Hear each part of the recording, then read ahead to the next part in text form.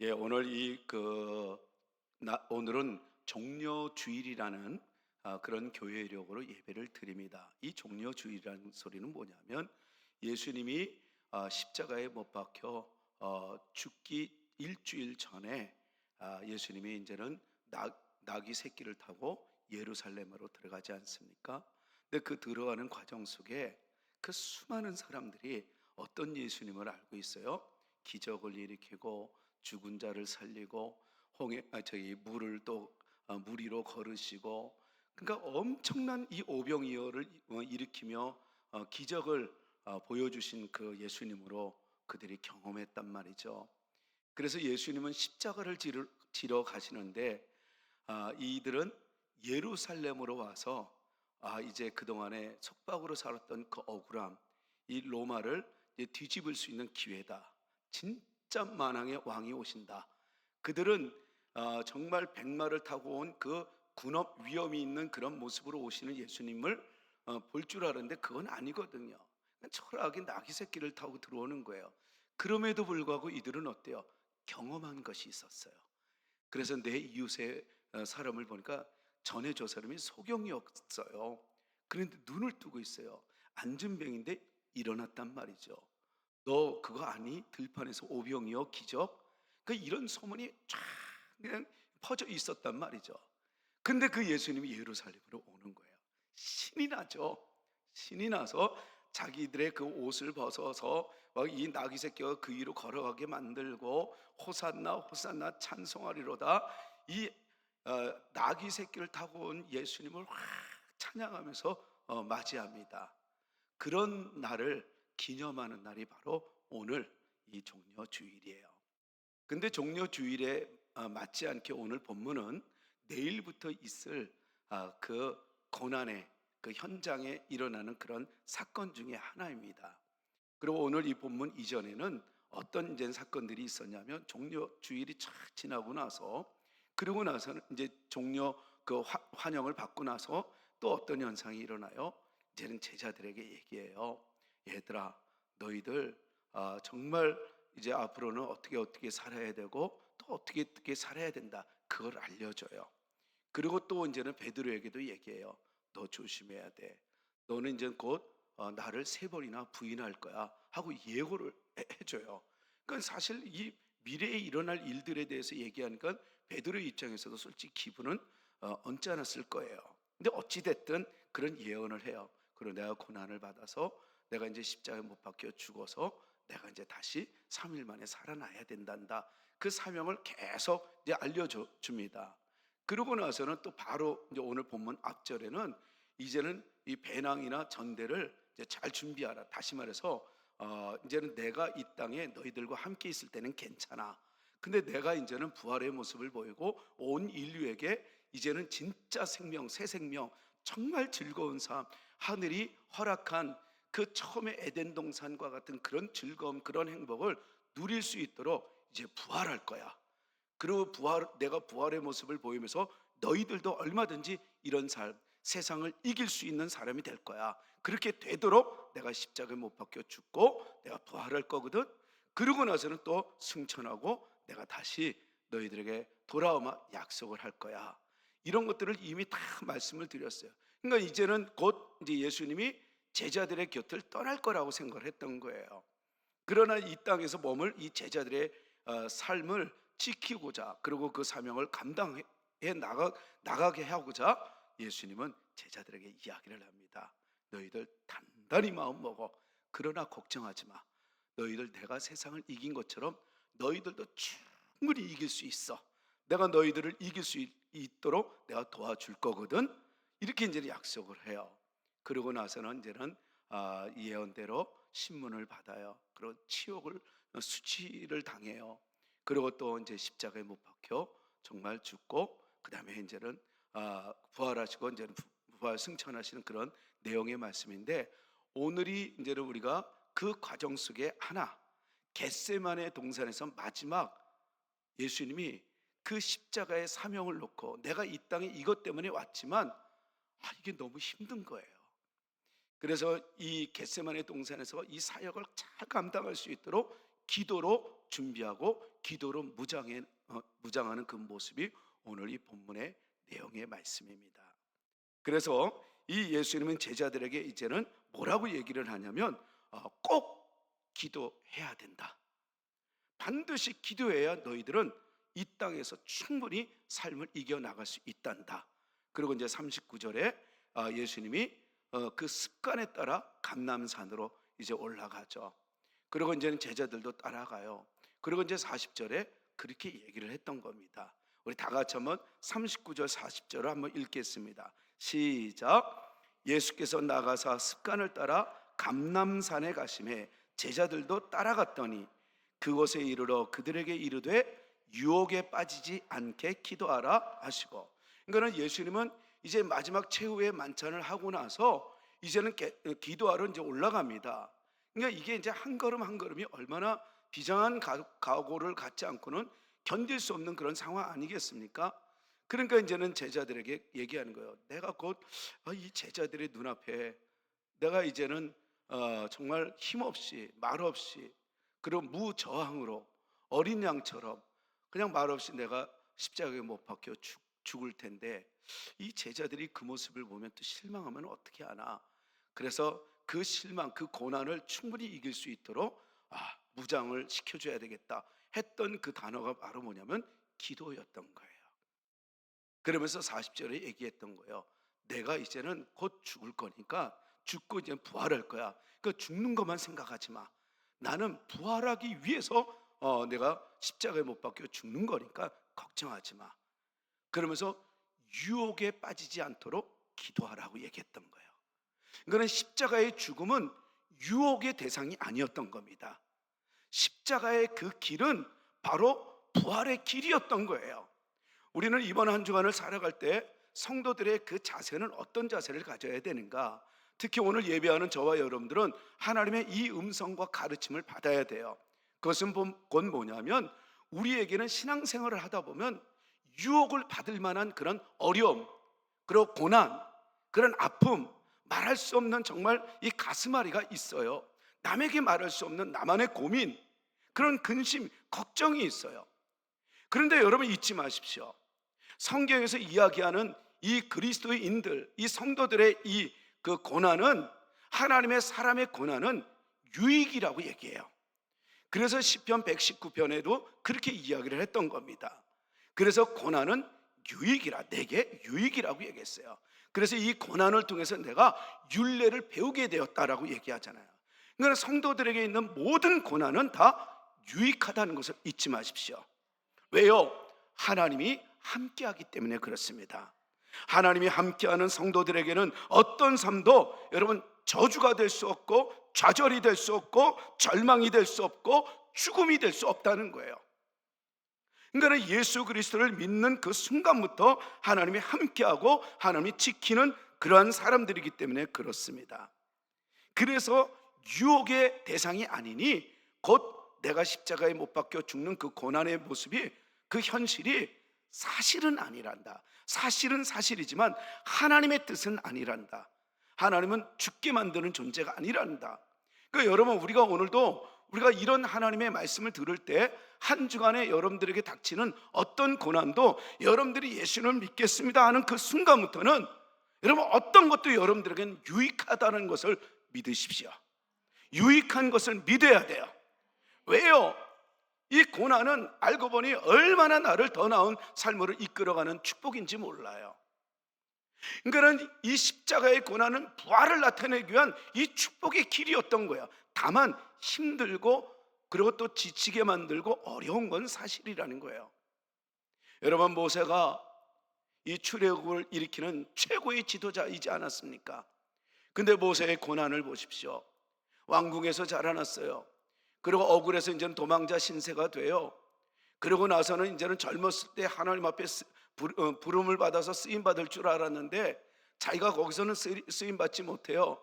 이제나 저제나 시간들을 기다리다 보니까 어느덧 40년이 지나요. 40년 동안의 광야 생활을 돌아다니면서 온갖 고생을 다 해요. 그러니까 모세도 얘기해요. 나는 내 인생 끝났나 보다. 여러분, 나이 80에 무슨 일을 하겠어요? 그리고 이제는 힘없이 이제 죽음을 기다리는 그에게 우리 하나님은 나타나셨어요. 그리고 내가 이제 쓸 거야. 걱정하지 마. 너는 처음부터 지금까지 내가 너와 함께 했다는 걸 잊지 마라. 여러분, 어떤 상황이 와도요, 여러분들이 어떤 그 사람을 만나든 어떤 일들을 여러분들 당하든 하나님은 지금까지 앞으로도 계속해서 여러분들과 함께 하실 겁니다.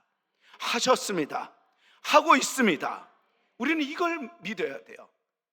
그랬더니 모세가 지난 그 40년의 그 고난이 아니었어요. 알고 보니까 그것은 출애굽을 시키는 최고의 지도력을 발휘할 수 있는 유일한 자양분들이었어요. 그래서 그는 80년 동안의 그 광야 생활을 목동으로 돌아다니면서 지형을 다 파악하게 됐어요. 근데 자기는 고난인 줄만 알았던 거예요. 근데 알고 보니까 고난이 아니에요. 엄청난 축복이에요. 최고의 지도력을 하나님이 양육했던 것입니다. 여러분, 다윗은 어때요? 다윗도 예수님 하나님께 기름 부음을 받아서 이제는 내가 이제 2대 왕으로 내가 정말 이제는 추대를 받겠구나, 이런 기대치도 있었겠지만 그의 인생은 뭐예요? 그날부터 고난의 시작입니다. 근데 그것이 고난으로 끝나는 그런 다윗의 모습이었습니까? 아니에요. 지금까지도 이스라엘에게는 그 유대인들은 지금도 최고의 축복의 대명사가 이게 바로 다윗이에요. 그러니까 다윗은 하나님의 기름 부음을 받고 하나님의 약속을 받는 그 순간부터 계속해서 억울함을 당하잖아요. 계속 피해 다니잖아요. 계속 그냥 도망자 인생을 살잖아요. 그러니까 온갖 배반과 그리고 온갖 이런 이 어려움 속에서 그는 견디고 버텼더니 어떻게 돼요? 진짜 최고의 왕이 되지 않습니까?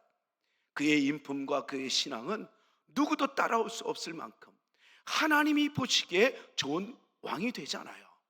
그러니까 고난은 알고 보니 내게 엄청난 유익한 그런 일들이었음을 여러분들 믿으시기 바랍니다. 그리스도 안에 있는 한, 주님을 믿는 한, 여러분들은 어떤 고난도 여러분들에게는 저주가 아니라 자양분이라는 것을, 더 나은 존재로 세워나가는 하나님의 공급하심을 믿으시기 바랍니다. 하나님의 작업하심을 믿으시기 바랍니다. 작품을 작품답게 만들기 위한 하나님의 계획 안에 있음을 믿으셔야 돼요. 그런데 이 제자들은 결국은 이건 뭐예요?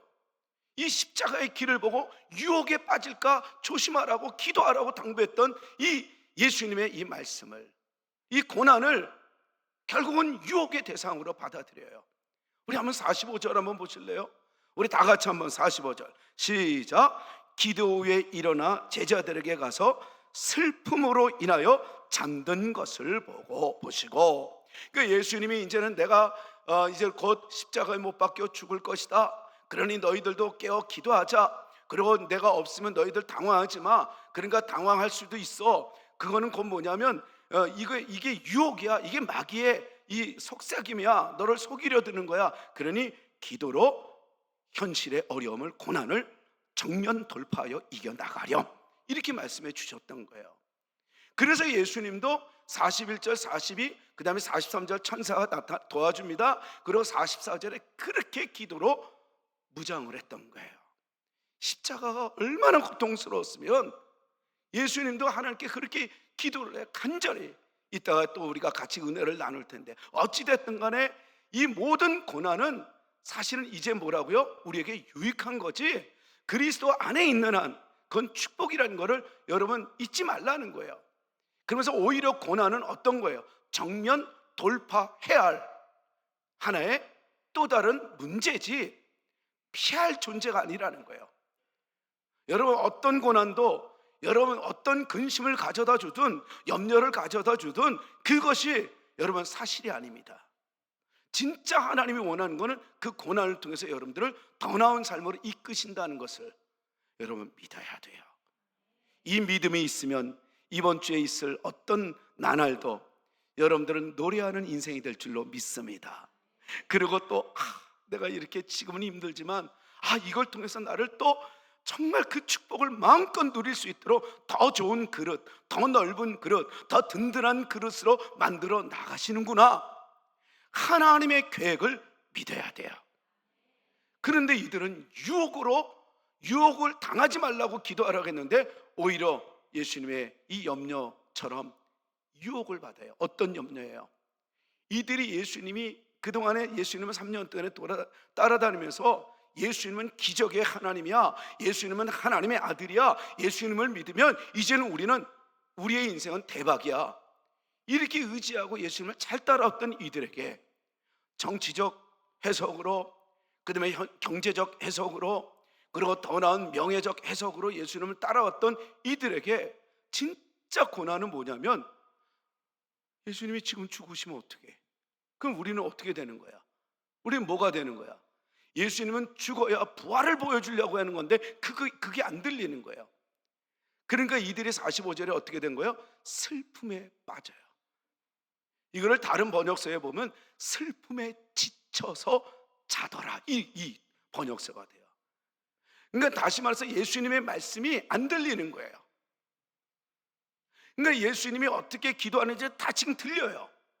왜냐하면 여러분 42절에 뭐라고 얘기하시냐면, 우리 한번 보실래요? 시작. 41절입니다. 시작. 그들을 떠나 돌 던질 만큼 가서 무릎을 꿇고 기도하여. 여기서 돌 던질 만큼 예수님이 이제 제자들을 떠나서 기도했다. 이 거리는 뭐냐면 돌이 떨어질 그 근처까지 그 가까운 곳에서 기도했다는 거예요. 아무리 많이 던져도요, 이게 이 소리를 이길 수는 없잖아요.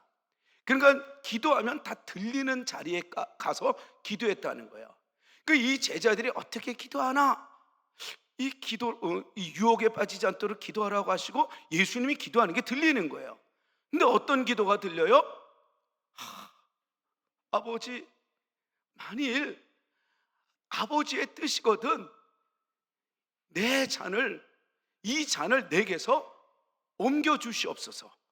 이러는 거 힘들다 이거예요. 힘든 걸 얘기하는 거예요. 고난을 얘기해요. 그렇지만 그러나 내 원대로 하지 마옵시고 아버지의 원대로 되기를 원하나이다라고 얘기하잖아요. 근데 제자들은 그런 이 처절한 이 예수님의 기도 소리를 보고 오히려 더 그래, 삶을 저렇게 이겨나가야지, 이게 아니라 저렇게 기도하면 우리는 어떻게 하란 말이야, 진짜로 어려움을 당하나 보다, 저렇게 간절히 기도하네, 그런 이 마음이 들었나 봅니다. 45절에 정확하게 그 마음을 피력해주고 증언해주는 그들의 행동이 뭐예요? 슬픔에 빠져. 하나님은 고난은 곧 유익하다, 고난은 곧 너희들을 더 나은 삶으로 인도해 줄 거야, 어떤 상황에서도 두려워하지 마, 이렇게 말씀하시는 이 말씀 속에 오늘도 여러분들의 귀에 들려지는 자는 아멘이 되지만, 정말 내가 원하는 내 삶에 가두어지고 내 사고력에, 내 세계관에 빠져 있으면, 내가 듣고 싶은 하나님 음성을 들으러 오면 여러분 안 들릴 수가 있는 거예요. 이 제자들은 오직 이 슬픔에만 빠진 거예요. 그러면 이것을 어떻게 하란 말이야? 이런 일들을 내가 어떻게 이겨야 돼? 그러니까 우리 주님은 오히려 기도를, 그 어려운 자리를 피하지 않고 기도로 정면 돌파하는 것을 보여주면서 기도하면 얼마든지 이길 수 있는 거란다, 이걸 보여주고 있는 건데, 이들은 자기네 그 개념에, 자기들의 그 경험에 빠져들어요. 저는 여러분들이 오늘도 예배하러 나올 때, 하나님의 음성을 들을 때, 여러분 하나님의 음성이 들려지고 그 음성대로 이번 한 주간 적용해서 놀라운 하나님의 기적을 창출해내는, 만들어내는, 경험하는 여러분들이 되시기를 축복합니다.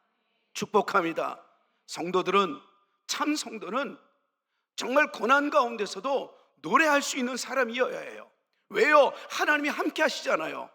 그리고 그 고난이 곧 유익한 것을 믿을 수 있는 믿음이 있는 한 여러분 행복해질 수 있는 것 아니겠어요? 여러분, 십자가의 길은 부활의 길이었어요. 고난은 유익한 거였어요. 그래서 성도들은 행복할 수 있는 거예요. 그런데 이 제자들은 그만 지치고 말아요. 자기의 생각에 빠져버려요.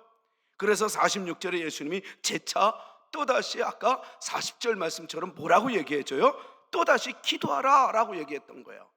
우리 46절 시작. 이르시되 어찌하여 자느냐 시험에 들지 않게 일어나 기도하라. 또다시 재차 기도하는 사람이 되라고 당부하고 있어요. 여러분, 하나님께 무릎 꿇는 사람은 사람들 앞에 당당하게 서게 됩니다. 여러분, 하나님께 무릎 꿇을 줄 아는 그 사람은, 여러분 하나님 앞에 나갈 줄 아는 그 사람은 여러분 어떤 환경, 어떤 상황 속에서도 당당하게 이겨나갈 수 있습니다. 그들에게 당당하게 서게 될 것입니다. 그래서 우리 그리스도인들의 이 일상은 자기를 비우는 과정임을 우리는 알아야 돼요. 우리가 예수를 믿는다는 건 뭐예요? 나를 죽이고 예수로 사는 거예요. 나를 비우고 예수로 채워나가는 삶을 얘기하는 거예요. 이게 세상 사람들은 이해가 안 될 거예요. 그런데 우리는 그걸 경험해 봤어요. 정말 내 고집, 내 마음대로 내가 주인으로 살아봤던 내 인생, 정말 불안했던 거예요. 늘 뭘 가진 것 같은데 되돌아보면 아무것도 없고, 열심히 산 것 같은데 다람쥐 채바퀴 돌듯 정말 허탄만 내게 느껴지는 것. 이게 도대체 왜 그럴까? 나는 행복을 위해서 달려가고 있는데 왜 내게는 자꾸만 이런 불안증으로 나를 사로잡고 있을까? 여러분, 그게 세상이잖아요. 그리고 우리도 옛날에 그렇게 해봤잖아요. 그랬는데 진짜 하나님의 말씀대로 나를 비우고 예수로 채우라고 해서 정말 이제부터는 내가 예수님을 나의 인생에 내가 주인 노릇했던 내 주인의 자리에서 내려오고 주님을, 예수님을 내 인생의 주인으로 모시겠습니다 하는 그 순간부터 오는 그 평안함, 그 자유, 그 치유함, 그 회복됨, 여러분 그 행복, 여러분 지금 우리가 그걸 경험했기 때문에 이 자리에도 함께 예배하는 것 아니겠어요?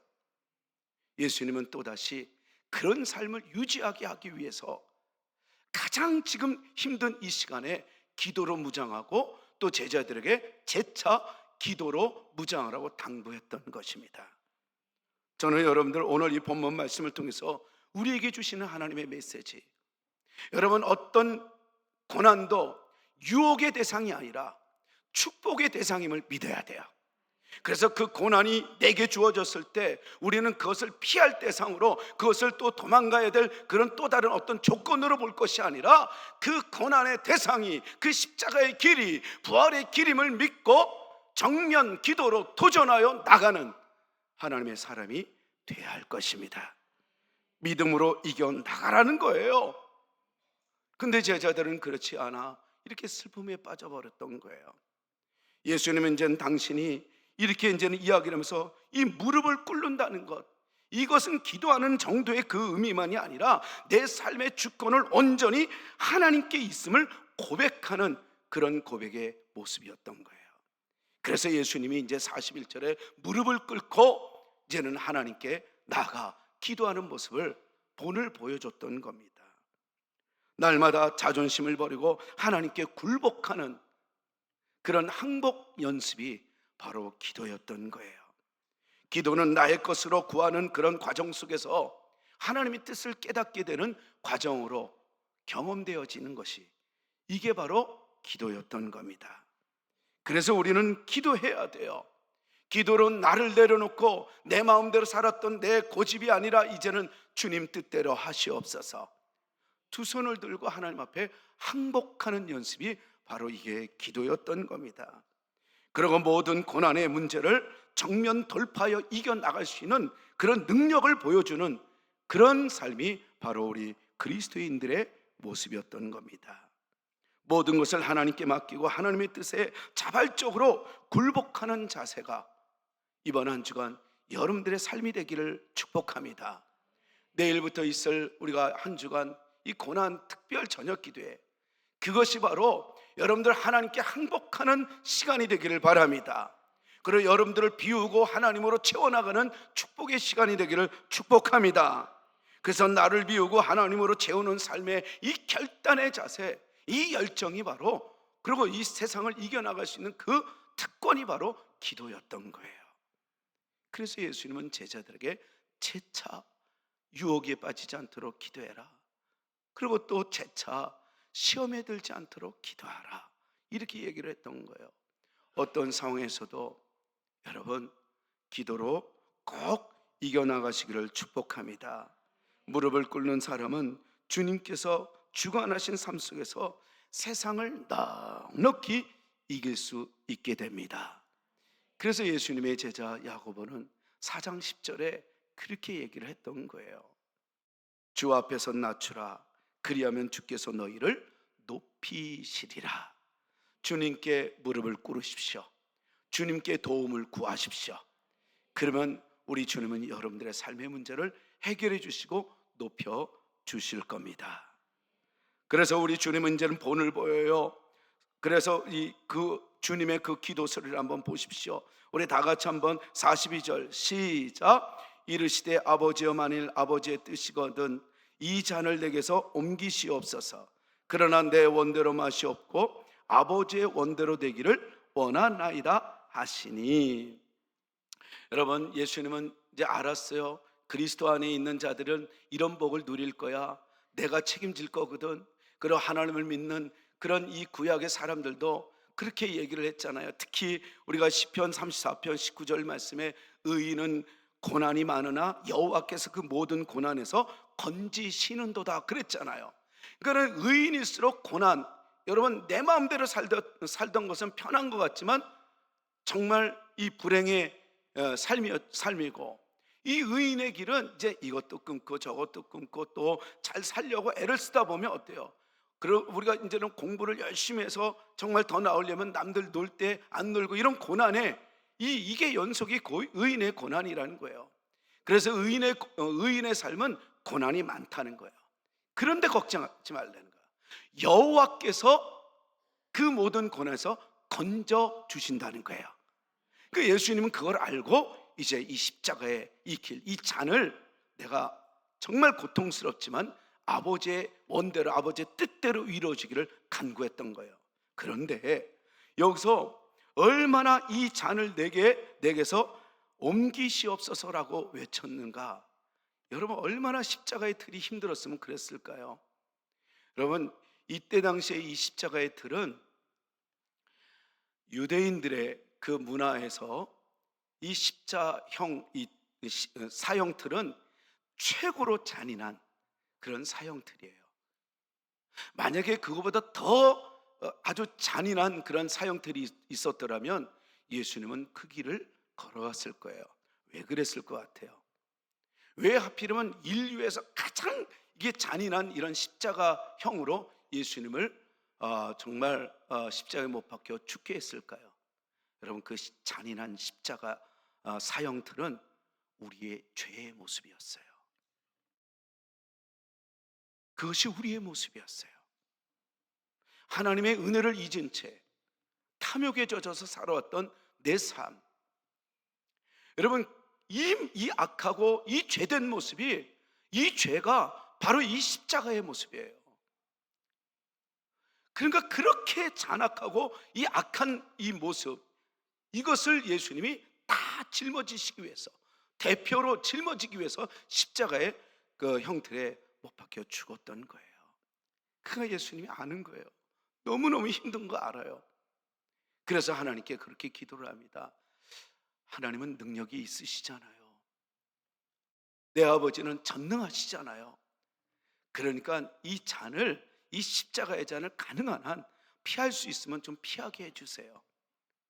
그런데 이것이 피하게 하는 것도 하나님의 뜻이면 너무 좋고요. 또 피하지 않고 정면 돌파하는 일이라면 그것을 충분히 이길 수 있도록 은혜를 내려 주옵소서. 아버지의 뜻에만 집중했던 이 예수님의 모습은 곧 저와 여러분들 이 땅에 살아가면서 이겨나가야 될, 그리고 더 큰 행복을 사람들에게 보여줘야 될 그런 행복의 향기를 보여줘야 될 우리들의 몫이었어요. 그래서 예수님은 그렇게 얘기를 했던 거예요. 그래서 얼마나 인간미가 넘치는 기도예요. 여러분, 우리는 기도를 할 때 멋지게 하나님의 뜻을 이루기 위해서, 하나님의 놀라운 그런 계획을 이루기 위해서 하나님 나를 사용하여 주옵소서, 멋지게 기도하는 그 기도가 사실은 그것도 기도지만 진짜 기도는 하나님과의 대화예요. 내 필요를 구하는 게 이게 기도예요. 그래서 내 필요를 구하다가 결국은 어떻게 돼요? 하나님의 뜻을 알게 되는 게 이게 기도입니다.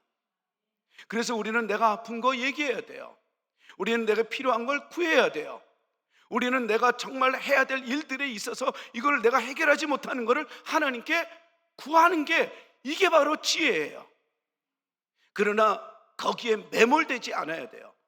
내가 구하는 것에 매몰되고 내 탐욕에 매몰되면 이거는 세상 사람들이 무당들이 기도하는 거나 그리고 이 아프리카의 그들이 주술사들이 기도하는 거나 다를 바가 없어요. 그러니까 내 탐욕에 젖어서 기도하는 거 들어줘, 이건 기도가 아니에요. 근데 내 필요를 구하는 거예요. 그래서 아버지 앞에 하나님께 구하면서 내가 지금 많이 어려워요. 그런데 하나님, 이게 만약에 내가 이겨나가야 될 내 몫이라면 이길 수 있도록 은혜를 주옵소서. 이길 수 있도록 지혜 주세요. 그리고 더 큰 그릇이 되기 위해서 나를 만들어 나가시는 하나님의 이 작업 시간이라면 견딜 수 있게 해주세요. 이길 수 있게 해주세요. 여러분, 이게 바로 예수님이 오늘 우리에게 가르쳐주신 기도의 모습이었던 거예요. 우리는 구해야 돼요. 여러분, 마음껏 구하십시오. 하나님의 영광을 드러내기 위해서. 그리고 하나님이 가장 우리에게 원하는 건 뭐냐면 행복한 삶을 살기를 원하는 거예요. 기쁘고 즐겁게 신나게 사는 것을 하나님이 원하십니다. 그래서 하나님은 고난을 주시는 거예요. 이게 고난이 나쁜 게 아니에요. 더 나은 것을 주기 위해서. 그런데 고난에 머물면 우리는 유혹에 빠져요. 고난을 뛰어넘어 우리에게 축복으로 이 다가올 하나님의 계획을 볼 수 있는 그런 거시적 그런 시안이 여러분들에게 있게 되기를 진심으로 축복합니다. 영원히 있게 되기를 축복합니다. 여러분, 이게 바로 예수님의 그 인간미가 있는 그런 기도의 모습이었어요. 그리고 그는 간절히 구하는데 그의 기도는 한마디로 뭐예요? 아버지의 원하는 대로 순종의 기도였어요. 그리고 또한 그의 기도는 헌신의 기도였어요. 내 욕심을 채우는 탐욕의 기도가 아니라 하나님의 뜻을 이루어드리는 나의 삶이 되기를 구하는 거예요. 우리가 잘 되는 것도 하나님의 영광을 위해서 잘 돼야 돼요.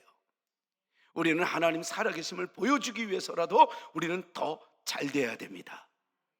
여러분들을 보고 사람들이 여러분들 보고 교회로 쫓아올 수 있을 만큼 여러분들 잘 돼야 되는 거예요. 이게 하나님의 뜻이에요. 여러분들을 보면서 교회를 나오기 싫어하는 거는 그건 여러분 죄예요. 그런데 나의 모습을 보면서 사람들이 자꾸만 그래, 뭔가 좀 다르다. 그래, 내가 교회를 그러면 나가야지. 당신이 만난 예수님이 누구길래 하고 쫓아올 수 있도록. 그래서 우리는 이번에 정말 간절히 기도해서 고난의 현장을 믿음으로 이겨나가는, 그리고 기도로 정면 돌파할 줄 아는 능력 있는 그리스도인들이 되십시다. 여러분, 꿈을 이루어드리는, 하나님의 꿈을 이루어드리는 그 기도를 예수님은 보여줬던 거예요.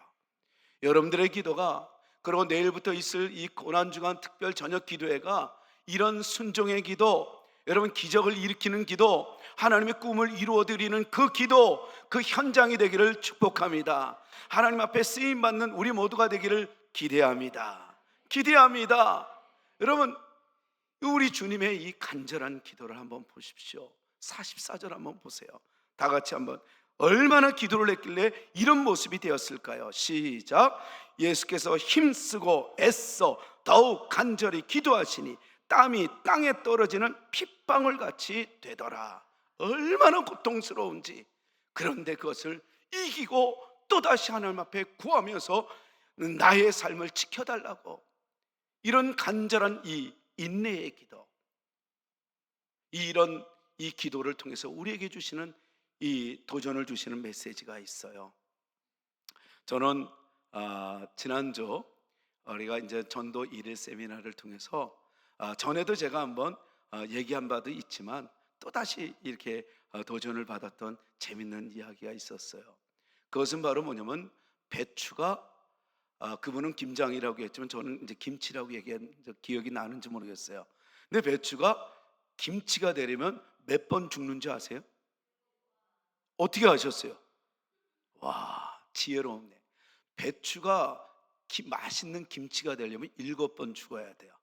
그것은 여러분들 나중에 저한테 물어보든가 아니면 우리 아는 셀리더들한테 물어보세요. 왜 7번이지? 그러니까 예를 든다면 밭에서 딱 어떻게 맨 처음에 배추 씨앗을 밭에 뿌려야 안 뿌려요? 뿌리죠. 그럼 죽어야 안 죽어요? 죽어야 발화가 되죠. 그리고 또 자라나면 어떻게 해요? 과감하게 자르죠. 그리고 가지고 와서는 또 배를 가르죠. 뭐 등등이에요. 근데 그 얘기가 아니라, 근데 이렇게 이제는 7번 죽어야 김치로 탄생하듯이 이때도 내가 좀 도전을 받았던 게 뭐냐면, 이 맛있는 김치가 되기까지는 어떻게 해야 돼? 양념이 맛있게 버무려진 양념이 착착착착착착 뿌려져야 돼요. 근데 그 양념들이 온갖 다 다양해요.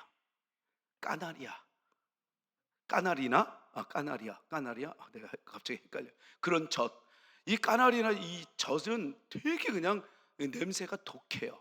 근데 그걸 뿌려야 맛있어요, 맛없어요? 그게 있어야 맛있어요. 젖이 들어가야 돼요. 그러니까 이 젖이 딱 들어가면 되게 그냥 이제 나중에는 맛있는 거잖아요. 근데 그거 하나로는 독해요. 냄새도 독해요. 거기에다 또 마늘도 만나야 돼요. 또 양파도 만나야 돼요. 눈물 나게 만드는 매운 거 찌르고 이게 하나하나는 정말 다 이게 마음에 안 들어요. 근데 그게 서로 하나가 되고 연합하고 참고 견뎠더니 이게 숙성이 되니까 어떻게 돼요? 맛있는 김치가 되잖아요. 우리 주님은 고난 앞에서도 굴하지 않고 기도로 참고 견디며 이겨나갔더니 결국은 십자가도 충분히 감당하게 되고, 그리고 마침내 부활의 모습으로 이 인류의 희망을 심어줬던 겁니다. 여러분, 이것은 뭐냐면 바로 우리 교회에게 주시는 하나님의 메시지. 교회는 다양해요. 까나리아 젖처럼 아주 냄새나고 하나하나는 정말 이 보기 싫은 그런 젖일 수 있어요. 또 어떤 사람을 보면 마늘 같아요. 어떤 사람은 그냥 눈물 흘리게 만드는 그런 양파일 수도 있어요. 근데 이런 고춧가루 다양한 이 양념들이 이렇게 모여 있지만, 하나하나는 힘들 수 있지만 우리가 연합하여 일치되어 참고 견디면 여러분, 그것은 작품이 되는 거예요. 김치가 되는 거예요. 여러분, 또한 우리가 우리의 인생을 되돌아보면서 가만히 보면 그리스도인들이 왜 잘 되는가, 왜 그리스도인들이 하나님의 축복을 기억고 결국은 그 복을 누리게 되는가, 이제 알았다는 거예요. 그전에는 예수님을 만나기 전에는 하나하나에 그냥 끌려다니고 좌절하고 또 벽을 치면서 괴로웠던 내 인생, 이제 알았다는 거예요. 알고 보니 이런 고난 저런 고난 이런 고난 그런 고난을 이렇게 참고 견뎠더니, 이야, 내가 이런 복을 누리는구나, 이걸 경험해 나가는 거예요. 그리고 또 그 복을 누려도 또 의인은 고난이 많다 적다? 많대요. 그럼 또 이제는 고난이 와도 이제는 우리가 어때요? 이겨나갈 수 있는 자가 되잖아요. 여러분, 어떤 상황에서도 어떤 고난 앞에서도 주님을 바라보며 참고 견디며 나갈 때 최고의 작품이 되는 것입니다. 하나님의 복을 누리게 되는 것입니다. 오늘 이 하나님이 우리에게 이렇게 말씀하셨던 거예요.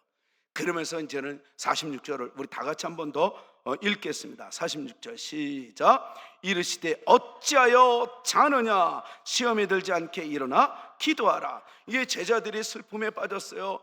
그래서 내가 기도하라는 거였는데 말을 안 들었어요. 그러니까 또 다시 얘기해요. 어찌하여, 너 충분히 이거 이길 수 있는 건데, 이거 사실은 복이야. 이거 사실은 너한테 유익한 거야. 이 십자가의 길, 이거 고난으로 끝나는 거 아니야. 이거 곧 부활을 나타내는 그 길이야. 근데 왜 그래? 우리 주님은 제자들에게 그렇게 얘기하는 거예요. 그러면서 힘내려, 조금만 더 힘내. 그러면 얼마든지 이길 수 있단다. 여러분, 어떤 고난 앞에서도 오늘의 이 본문의 내용을 가슴으로 받으시기 바랍니다. 어떤 상황에서도 여러분들은 이겨낼 수 있는 사람들입니다. 조금만 더 힘내십시오. 이 제자들에게 그렇게 말씀하셔요. 그러면서 뭐라고 말씀하셔요? 일어나 기도하라고 얘기해요. 슬픔에, 좌절에, 또한 실망에, 그리고 고민에 근심, 걱정, 또 내일에 대한 불안에 주저앉지 말고 일어나. 여러분 일어나십시오. 여러분 일어나십시오. 어디로부터 일어나는 거예요? 여러분 좌절로부터, 절망으로부터, 고민으로부터, 근심으로부터 일어나십시오. 십자가의 길이 있어야 부활이 온다는 걸 믿잖아요. 여러분들은 주 안에 있는 한 어떤 상황에서도 반드시 더 잘 되는 길이 열려지게 될 것입니다. 이게 하나님이 우리에게 주시는 이 메시지였던 거예요. 그런데 이 예수님이 간절히 기도할 때 여러분 예수님을 홀로 두지 아니하시는 하나님을 보십시오. 우리 한번 43절 한번 보십시다. 43절 시작. 천사가 하늘로부터 예수께 나타나 힘을 더하더라. 여러분 예수님이 간절히 기도할 때 이 천사가 없어도 능히 이길 수 있는 하나님의 아들이에요. 하나님 그 자체예요. 그런데 천사가 나타나서 하늘에서 나타나서 도와줬다고 얘기해요. 뭘 의미하는 걸까요? 이번 한 주간 우리가 살아갈 때 하나님은 우리를 홀로 두지 아니하시고 함께 하십니다. 그리고 때로는 성경의 신구약을 보면 천사들이 이 여러 유형이 있지만 세 가지의 유형을 우리가 함축해 보면 이렇습니다. 하나는 하나님의 뜻을 알려주는 메신저 역할을 해요. 그리고 또 하나는 영적 세력에서 이 사악한 이 무리들, 이 사탄과 전쟁을 치러서 이 사람들을 그리고 민족을 지키는 하나님의 그 또 지키심의 모습이 있어요. 그래서 천사들이 대신 싸워주는 그런 천사가 있어요. 그 다음에는 세 번째는 뭐냐면 이 천사는 이 믿음의 사람들을 돕는 역할을 하는 그런 천사가 있어요. 그러니까 하나님의 뜻을 알려주는 천사, 그리고 대신 싸워주는 천사, 그리고 또 우리의 삶을 도와주는 천사. 그런데 우리는 이번 한 주간 살아갈 때 잊지 말아야 될 것은 여러분 천사는 숭배의 대상이 아닙니다. 왜냐하면 성경은 분명히 우리에게 말씀하셔요. 우리는 하나님의 자녀예요. 천사는 하나님이 부리는 영이에요. 그리고 하나님이 우리를 도와주라고 만들어낸 천사, 영적인 존재예요. 그러니까 우리는 이번 주에도 어떤 상황에도 천사가 여러분들을 도와주신다는 것을 믿으셔야 돼요. 그리고 또한 여전히 하나님이 함께 하심을 믿어야 돼요. 도우시는 하나님 때문에, 도우시는 천사 때문에 여러분들은 희한하게 이번 주에도 꼭 내가 쓰러지고 좌절할 것 같은데 이겨내는 내 모습을 보면 여러분 기특하지 않아요? 여러분 지난주에 그런 모습을 보면 기특하지 않아요? 이번 주에도 그렇게 될 것입니다. 하나님은 도우시는 분이기 때문에 그렇습니다. 제가 이 폭삭 소가수다 그 드라마를 보면서 그 애순이라는 그 여주인공이 나와요. 근데 그 여주인공이 자녀 셋을 이렇게 잘 양육하다가 막둥이를 잃어버려요. 거기에서 오는 그 좌절과 그 절망, 정말 이제는 살 희망이 없다고 생각해요. 그런데 이 두 아이를 보고 정신을 바짝 차려요. 죽은 아이 때문에 내가 살 게 아니라 산 아이들을 위해서라도 열심히 다시 살아야 되겠다. 그때 그들이 고백한 게 그가 고백한 게 뭐냐면 다시 살면 사라지더라는 거예요. 그러니까 어떤 고난에서도요 우리는 포기할 것이 아니라 그냥 살면 사라지게 돼요. 왜요? 특히 우리 그리스도인들은 하나님이 도우시잖아요. 하나님이 역사하시잖아요. 여러분 그래서 우리는 언제나 하나님 안에 있으면 견디고 버티다 보면 희한하게 더 잘 되는 나를 발견하게 될 것입니다. 여러분 한국교회 급성장했던 그 배경이 언제인 줄 아십니까? 6.25 동란, 세상에서 가장 빈민국이 되는 그런 이 처참한 그 동족 상잔의 비극, 그 현장 속에서 교회는 급성장을 해요. 또한 보릿고개라는 가장 배고픔을 보여준 전형적인 빈민국의 모습을 보여준 그 보릿고개 시절에 교회는 급성장을 해요. 근데 언제 교회가 타락하는지 아십니까? 선진국 대열에 들어갔다. 그리고 이제는 보조를 받는 이 원조를 받는 이 민족이 이제는 원조를 오히려 해주는 그런 자랑거리가 있을 때, 이 나라의 GNP가 3만 불 시대에 넘어가는 그런 시점에 교회는 타락하고 침체하고 더 이상 하나님의 영광을 가리우는, 죽어가는 영혼들을 살려내는데, 그들에게 희망을 심어주는데 빛을 발하지 못하는 그런 모습을 보였다고 해요. 뭘 얘기하는 걸까요? 우리는 우리가 잘 될 때 잘 되는 게 복이 아니라, 진짜 복은요, 잘 되는 걸 유지하는 거예요. 잘 될 때 타락할 수 있다는 걸 잊지 마십시오. 그래서 우리는 잘 되는 이 복을 유지하고 더 잘 되는 삶을 살아가는 게, 이게 하나님의 뜻입니다. GNP가 3만 불, 10만 불, 어마어마한 전 세계 최고의 이 부흥하는 이런 나라가 된다 한들, 우리가 교만하고 자만하고 거만하면 결국은 그 인생 또한 헛한 인생이 되는 것 아니겠습니까? 그래서 성경은 우리에게 이 그 천지를 창조하시고 나서 사람을 지으시고 사람에게 복을 주시는데, 이 다섯 가지 복을 우리는 세 가지로 나누면 이런 복을 누려야 돼요. 그걸 삼복이라고 얘기할 수 있어요. 여러분, 첫 번째 복은 하나님이 주시는 복을 받는 거예요. 세상이 주는 복이 아니에요. 하나님이 주시는 복, 사라지지 않을 복, 영원한 복, 우리의 만족할 수 있는 이 복, 우리는 받아야 됩니다. 그리고 두 번째 복은 어떤 복이냐? 받은 복을 나눌 줄 알아야 돼요. 그걸 우리는 축복이라고 얘기해요. 빌축자, 복복자. 그러니까 받은 복을 나눠야 돼요. 축복해야 돼요. 그리고 세 번째 복은 바로 뭐냐면 행복이에요. 이것은 바로 무엇이냐면, 복을 받았으면 주고 나누고 나서는 그 복을 누리는 사람이, 이게 행복이라는 거예요. 오늘 예배하는 우리 모두 복을 받고 복을 주고 복을 누리는 행복한 주인공들 되십시다. 그러려면 여러분들 어떻게 해야 되는지 아세요? 그러면 우리는 하나님이 주신 이 은혜 잊지 않고 겸손하게 기도하는 사람이 돼야 돼요. 그리고 겸손으로 나의 허리를 동이고 나서는 이제 매사에 하나님께 감사하는 삶을 살 때 이 복을 유지할 수 있습니다. 그리고 그 하나님의 위대함을 드러내보며 자랑하며 찬양할 때 여러분, 복을 누릴 수가 있습니다. 저는 여러분들 이 복을 누려서 정말 지난주보다 이번주보다 다음주가 더 행복하고 더 즐거운, 하나님이 함께하는, 어떤 고난에서도 기도로 정면 돌파해 나가는 하나님의 사람들이 되시기를 축복합니다. 축복합니다. 폭삭 속았수다, 그 마지막 여러분 보신 분들은 기억날 거예요. 예수니와 관식의 그 삶은 마치 동화와 같은 그런 모습이라고 마지막에 얘기를 해요. 근데 그 예수니의 그 고백이 저에게도 도전이 됐어요. 그러나 사랑하는 남편과 함께 했던 인생은 정말 힘든 날은 있었지만 외로운 날은 없었다고, 동화와 같은 자기의 인생이었다고 정말 마무리를 쳐요. 그때 저는 오늘 이렇게 이야기하고 싶어요. 주님을 만난 여러분들의 삶은 앞으로도 계속해서 힘든 날은 있을 수는 있어도 외로운 날은 없을 겁니다. 힘내십시오. 조금만 더 힘내면 됩니다.